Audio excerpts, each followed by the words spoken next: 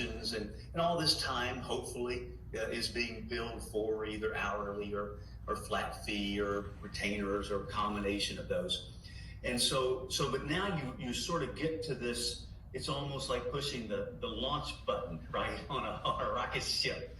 You get to this potentially big budget part of the project, often 75% or more of the total value of the project, often 50% or more of the gross profit of a project. So you've got all this lined up. Could be 50,000, could be 500,000, and you're ready to push the button, right? And that's going to be quote unquote the easy money, assuming you're protecting your margins the way that I think you should. So if suddenly something big stop sign comes up on that part of the project, it's potentially a problem, isn't it? And what you will see is that if you have been dealing with suppliers, manufacturers who are not financially secure, what we're seeing with this domino effect in the economy could even jeopardize their existence. And so I'm a worst case scenario is that you've already got a bunch of deposits somewhere, and those may get bogged down, and theoretically they could go into bankruptcy and you're never going to see them again. And then the client's going to say, where's my money? So again, this is in no way trying to scare you. What I am trying to do is say effective communications is critical with regard to your supply chain. And that is reaching out to your suppliers, your manufacturers, and reaching out to your clients. And so if you think about it, what if you went to your clients right now and said, wow, interesting things today, aren't there? A lot of stuff going on in China. Well, they may not know that their goods even come from China, okay? But probably some part of that good, very high chance, could be a little piece of fabric, could be the leather, could be the glue. There's a problem with some glue factories in China that provide glue to furniture manufacturers. So if you go to your clients now, whether they're in the purchasing phase or pre-purchasing, and just say, by the way, I want to let you know what my plan is. My plan is to reach out to every manufacturer to confirm availability, to confirm delivery dates. I'm also going to research some alternative sources that may have better inventory or better supply lines. And I'm going to keep you informed, but you should know there may be a delay.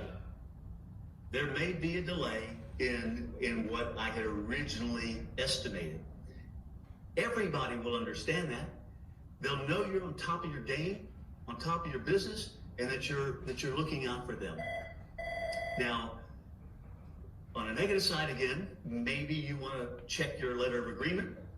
Maybe you want to see, maybe you're concerned that if I reach out to them and tell them it might be a 2-month delay or whatever your research tells you to do, maybe they get cold feet and say, our stock portfolio just dropped 20% in the last 3 weeks, and we've got all those deposits down with you, and now you're telling us that we may not see this stuff until summer, fall, whatever the season is. We think we just maybe want to hit the pause button. Well, that's the worst case scenario again. But if that's the case, it's something that you need to know. And so I'll get back to 2008 and how I worked through that Great Recession with hundreds of designers. And I think there are a lot of lessons for us to perk up our ears about.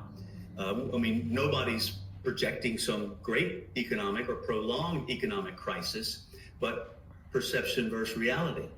Corona beer. What's going on in your client's mind? You cannot know. And so there's an argument to say, oh, I'll put my head in the sand and just not say anything. And there's an argument to say, I'm going to communicate absolutely right up front, directly. If I've got a problem, I'm going to deal with it. And that's the way you build a successful business going forward, even if it's not fun in the short term. So one more word about the domino effect, and then I'll share a little bit of information from Forbes magazine last week. And that is that the domino effect, boom, boom, boom. If you'll think about it, I actually think there's another name for it, but it's not the ripple effect. There's another name for it, but it's the effect that when you're on a highway and somebody 3 miles in front of you taps their brakes, and then the way that the reaction time slows with each successive car. By the time it gets to you 2 miles back, you're slamming on your brakes and maybe somebody's hitting you in the rear end. So that's what we're going to see here from these closing of Chinese factories, the closing of ports in the U.S., or the not closing, but the reduction of ships coming into U.S. ports and the reduction of ships leaving Chinese and other ports. Keep this in mind, that 2 months from now, when you think the coronavirus scare is past, at least for this season, and it probably will have, the worst of your supply chain problems is likely yet to come. It could easily follow 90 days after everything looked like we had a green light again. So don't get too optimistic about this too soon. Stay on top of it, okay? So Forbes